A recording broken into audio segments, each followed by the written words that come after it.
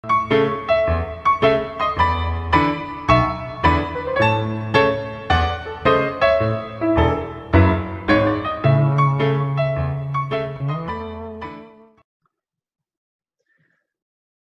pessoal, sejam bem-vindos a mais um vídeo. Hoje nós vamos dar continuidade ao tema de Brasil colonial, né? Essa é a parte 2. E eu vou admitir que eu acabei mentindo para vocês, eu disse que iam ter duas partes, apenas 2 vídeos, mas isso fugiu um pouco enquanto eu estava planejando a continuidade da matéria, porque é um tema muito extenso, então a gente provavelmente vai ter 3 ou 4 vídeos, porque senão eu faria 2 vídeos muito longos de 1h30. Isso eu acho que é um pouco complicado até para vocês estudarem, então vamos com um pouco mais de calma. Eu vou passar brevemente os slides que a gente teve no vídeo anterior, para quem ainda não teve tempo de assistir, não conseguiu ver o conteúdo. A gente tratou principalmente de... Só um momento. Aqui. A gente falou sobre a divisão entre Portugal e Espanha, passamos pelo início da colonização portuguesa, com Martim Afonso de Souza se instalando no Brasil, dando início à produção açucareira em larga escala, né?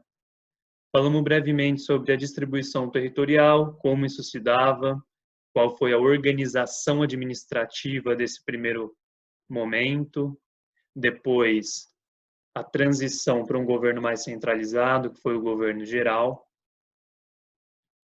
Brevemente tratamos dos 3 principais, né, governos gerais que tiveram algumas questões econômicas que fugiam só do açúcar, né, a pecuária, aquilo que ficou conhecido como as drogas do sertão, e a própria lavoura de subsistência, que não se desenvolveu muito, né.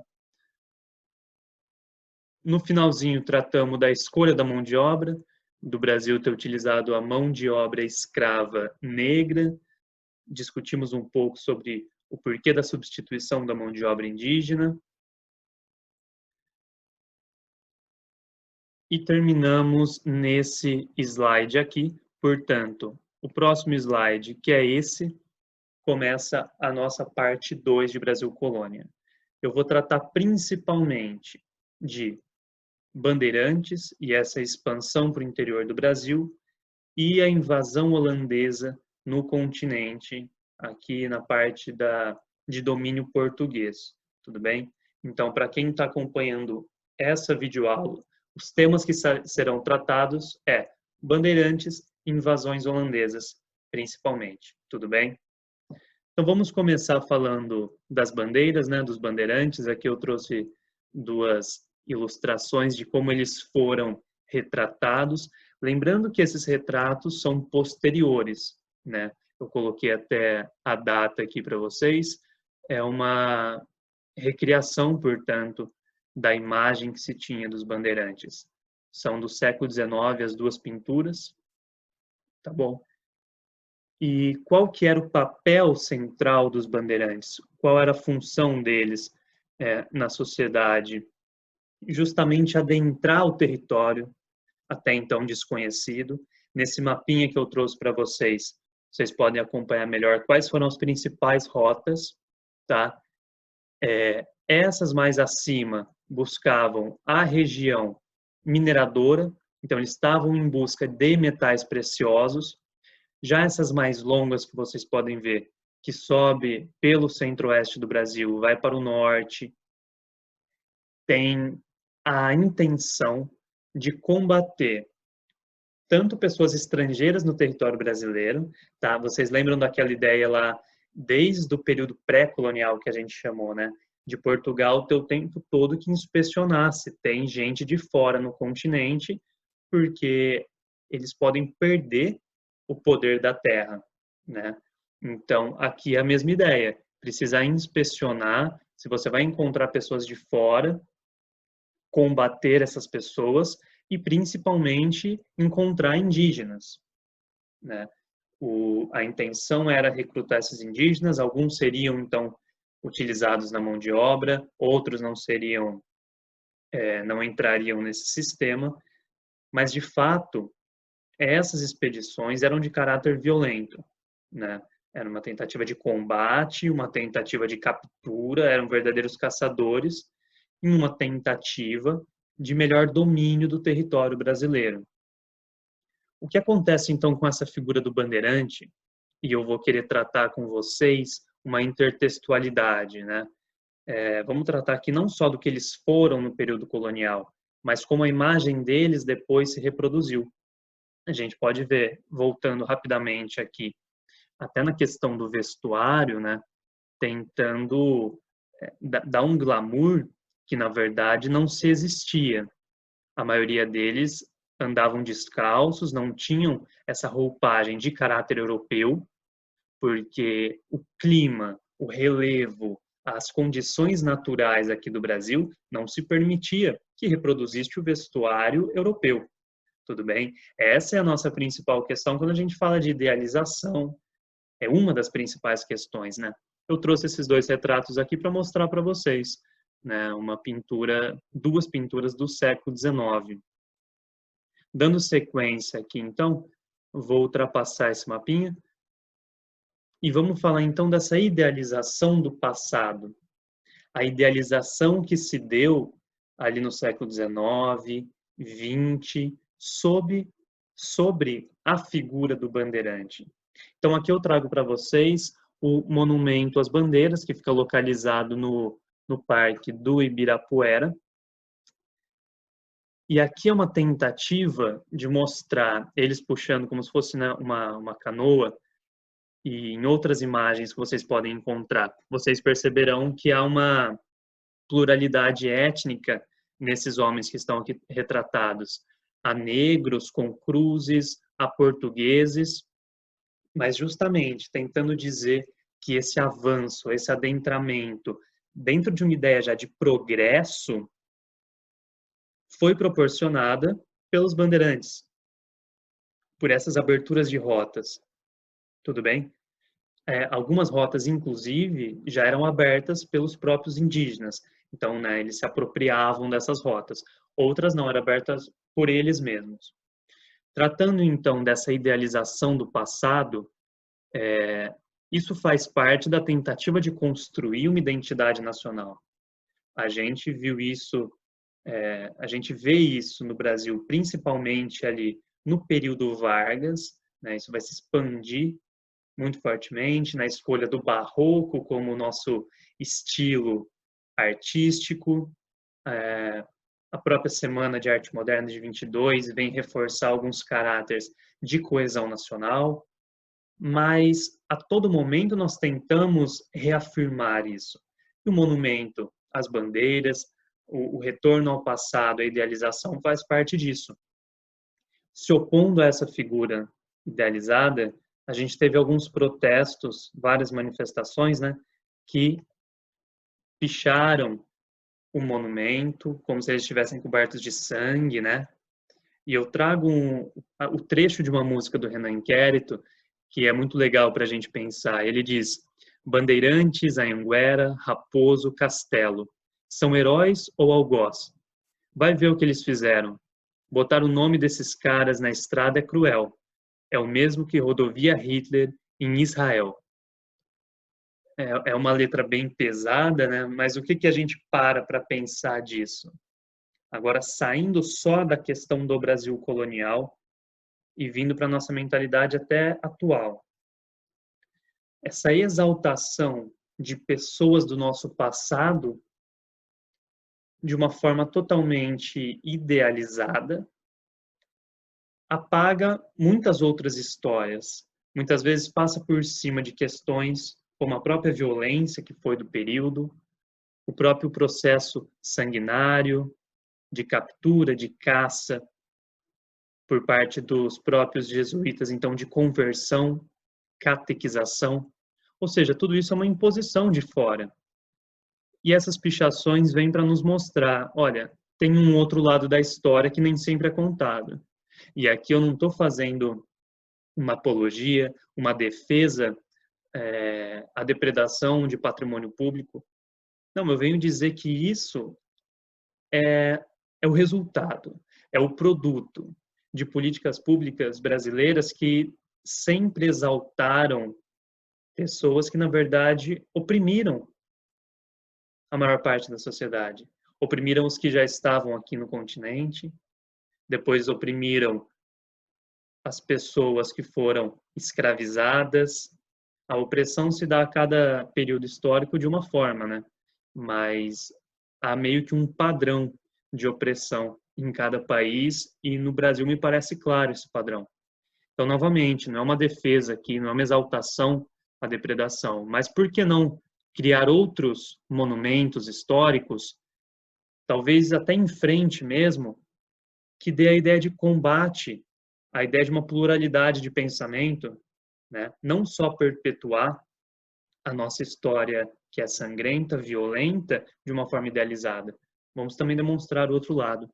Então, isso aqui é importante, eu acho que em questões de vestibulares, essa intertextualidade entre épocas é muito importante, sempre aparece algo relacionado a isso, ou seja, a nossa interpretação do passado, né, como isso é apropriado por certos grupos, numa tentativa de transmitir uma mensagem. Então, fica aqui esse paralelo que eu acho super válido a gente pensar em questão aos bandeirantes, tudo bem? Agora, na questão do território, do adentramento, do domínio territorial, é inquestionável dizer que o papel das bandeiras foram fundamentais nisso, tudo bem? Já que a própria demarcação, como a gente já disse, não era bem delimitada, não era bem conhecida. Vamos dar sequência, então. E eu destaco novamente o papel dos jesuítas, né? Aqui eu digo, tiveram um importante papel na defesa dos indígenas, já que visavam a catequização desse povo gentil. Então, eu estou colocando aqui os jesuítas em uma oposição aos bandeirantes, porque esse conflito existiu. Enquanto os bandeirantes visavam caçar esses indígenas e apropriar como mão de obra, na maioria das vezes, os jesuítas aparecem numa defesa. A gente tratou isso na escolha da mão de obra na videoaula passada, tudo bem? Eu só retomei aqui porque agora a gente entrou de fato no assunto dos bandeirantes. Então, façam essa ligação do que a gente tratou no vídeo anterior com o que a gente está tratando agora. E a ilustração que eu trago é do Padre Antônio Vieira, um dos principais nomes, né, dessa ordem aqui no Brasil. Vamos seguir, então, eu falo da presença holandesa no Brasil, e isso nos remete, alguns nos remetem a aquele gol do Sneijder na pequena área brasileira, que eliminou o Brasil da Copa do Mundo, e a decepção de Rogerinho do Ingá, mas não é sobre isso que a gente vai falar. A gente vai falar sobre o século XVII, na verdade, aquele período em que a Holanda tenta criar e consegue, né, um espaço holandês aqui em território brasileiro. Isso acontece em 3 grandes locais. Eu destaquei aqui a Bahia,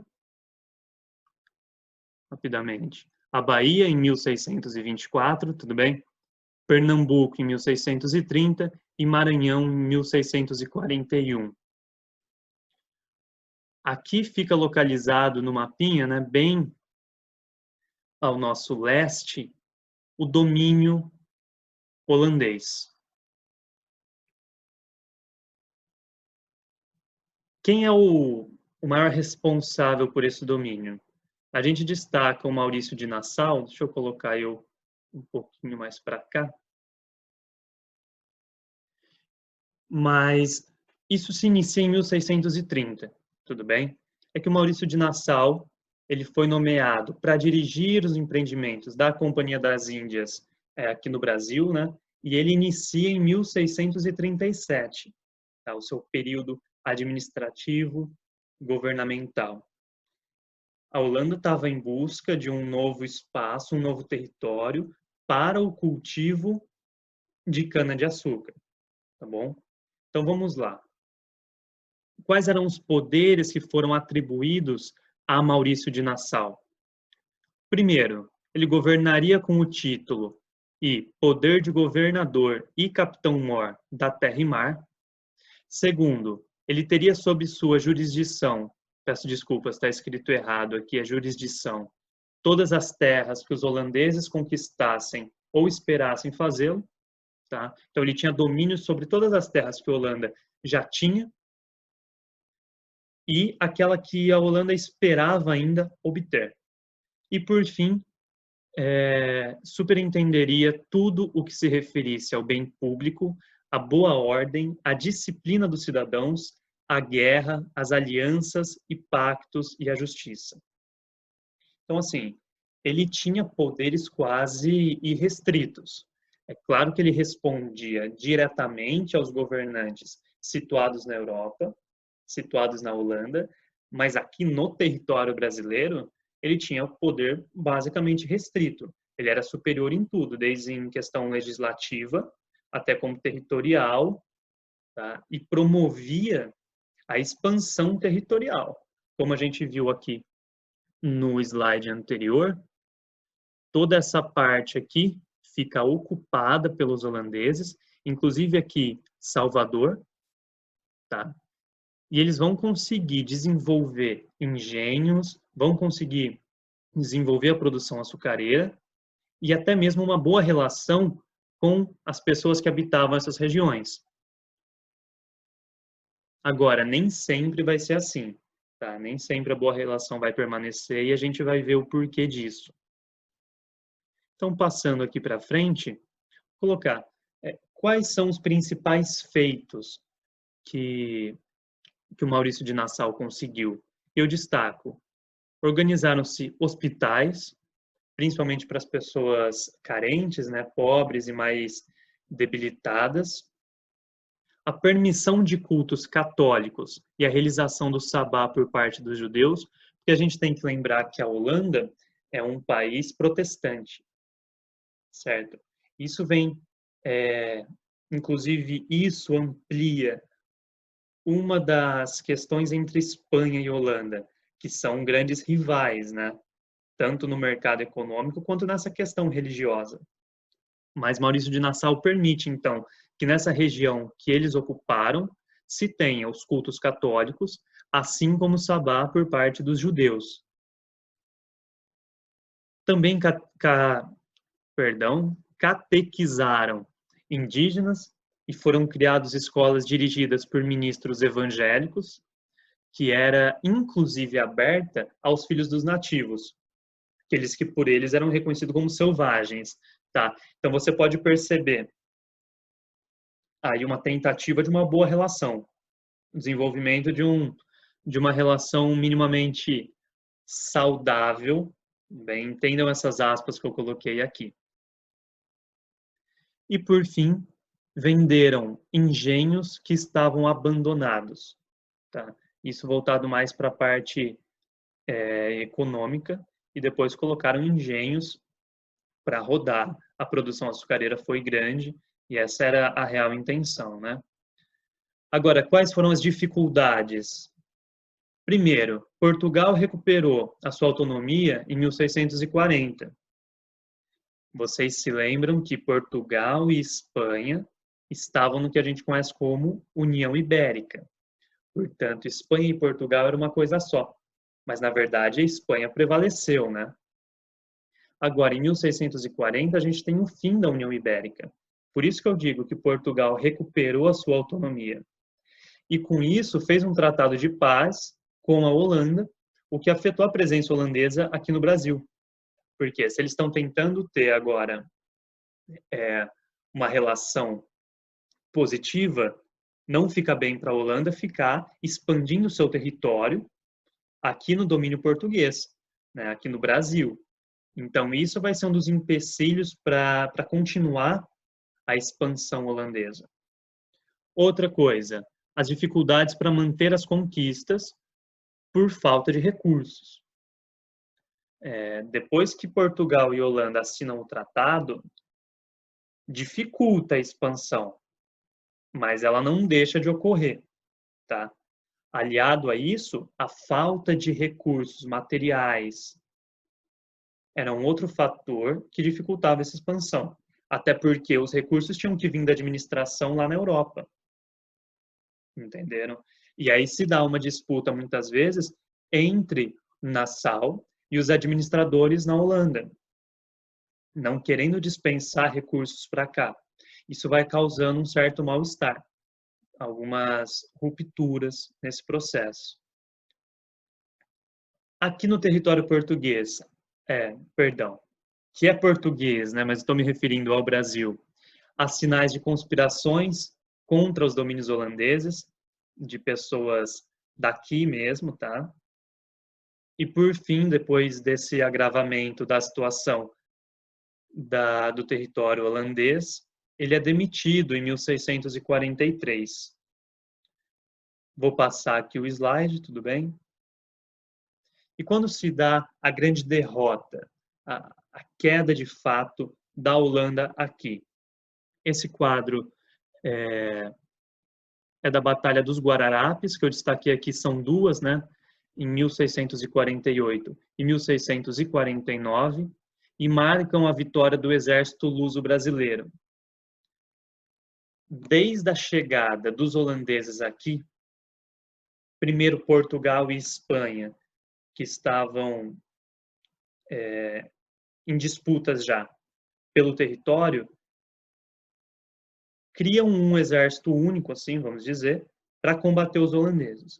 Então, a mistura de tropas era normal. Agora, na Batalha dos Guararapes, mais à frente eu vou mostrar para vocês a pluralidade desse exército luso-brasileiro. Tá? Em 1649, se tem a batalha decisiva, que marca a vitória do exército luso-brasileiro sobre os holandeses.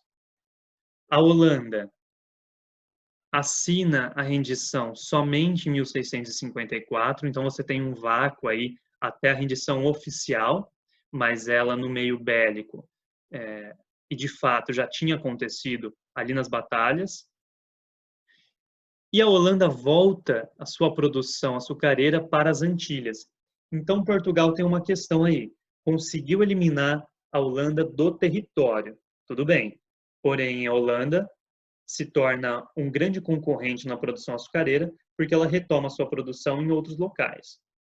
Então, essa concorrência continua a acontecer. É uma concorrência importante, tudo bem? E aqui, a pluralidade que eu disse para vocês do exército luso-português. Eu trouxe 3 nomes aqui mais importantes, para a gente exemplificar, né?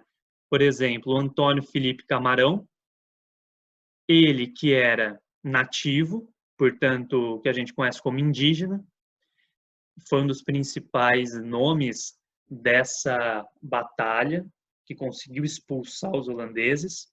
A gente tem o Henrique Dias, que era filho de pai e mãe africanos, e ele mais já era liberto, né? Portanto, Henrique Dias representa aqui a população negra, os descendentes vindos da África. E, por fim, eu trago a imagem do Antônio Dias Cardoso, representando os portugueses. Tudo bem? A minha intenção com isso é demonstrar a pluralidade desse exército, que acabou sendo um dos pontos fundamentais para a fundação do Exército Brasileiro mesmo. Depois essa data é reconhecida, já no finalzinho do século XX, como uma data fundadora, mais uma vez entrando naquela questão que a gente conversou, sobre a apropriação do passado para uma questão atual, né? Bom, a minha intenção por hoje era essa. Deixa eu ampliar um pouquinho aqui. Era essa, poder conversar com vocês sobre